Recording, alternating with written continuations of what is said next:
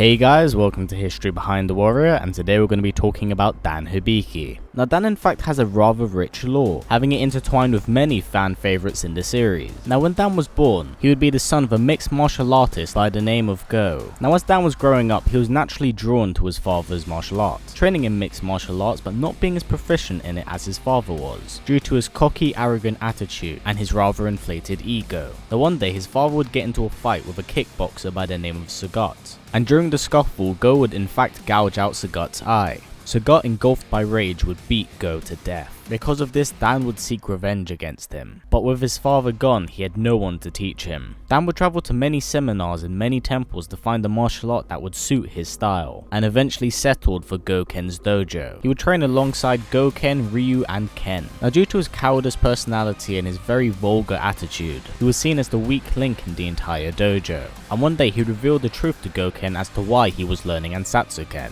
in which Dan was then permanently banished from the dojo, as Goken didn't want another case like his brother. Now after he was banished, Dan began creating his own martial art, merging aspects of Muay Thai and Ansatsuken, giving it the name Psycho Ryu. Now despite the style being extremely flawed, he would set on a quest to find revenge for his father's death. Now Dan would appear in Street Fighter Alpha 2, and is in fact able to find Sagat. He begins taunting the Muay Thai fighter, even though Sagat could not remember who he was. Outraged by this, he revealed his identity, and the two would fight, with Dan in fact being the victor. Unknown to Dan that Sagat had in fact thrown the fight. This was because at the time Sagat was on his own road to redemption, and believed that if he let Dan win, then it would purge the vengeance that was in his heart. Dan, being the rather obnoxious and full of himself person he is, considered this as the biggest feat he'd ever made, and consider his father's martial art and Ansatsuken useless, despite, incorporating aspects from both styles. Now during the events of Alpha 3, Dan would create his own dojo, and at some point begin teaching Sakura. Would also come into contact with Blanka, giving him the nickname Jimmy. Now I believe the rest of Dan's appearance in Alpha 3 to be actually non-canonical, as he goes on to beat Sagat for realsies and defeats M. Bison, and it gets rather far-fetched as the story goes on. Now during Street Fighter 4, Dan is annoyed that he wasn't invited to the second World Warrior tournament, but Blanka in fact was. And Dan was kind of annoyed at him, even though Blanka tried to get into contact with him, but Dan had in fact failed to pay his phone bill. Now Sakura at the time was currently looking for Ryu. Dan, who at the time lied about being Ryu's master, said that he was most likely participating in the new Sin tournament, and he would enter alongside Blanka and Sakura, with the hopes to promote his martial art and gain many new students. Of course, things turned south rather quickly as the tournament began falling apart, and at one point a bomb goes off in the Sin base, in which he alongside Blanka is saved by Ryu and Sakura, in which he then tells the two off and tries to act like the sensei of Ryu.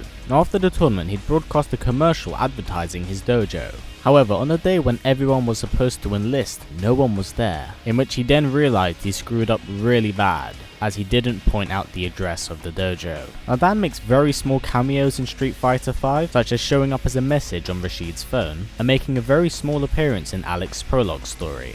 And that's really it for Dan. I have to admit, I actually really like his character. I'm not really into characters that are solely based for humour, but Dan seems to be the exception for this. I'm not gonna lie, pre-Street Fighter 4, he is a bit of a jerk, but afterwards I found him genuinely quite funny, seeming to be a character of circumstance and having just really unlucky things happen to him. But when his character shines out, it seems like he kind of deserves what's coming to him. Now, fun fact about Dan is that in the expanded universe, he's actually in fact able to tap into the Satsue no Hado, and even on one occasion unsuccessfully pull off the Shun Goku Satsu. And well, the only reason it didn't really go well is because he kind of tripped over a bag halfway through it. Smooth, Dan.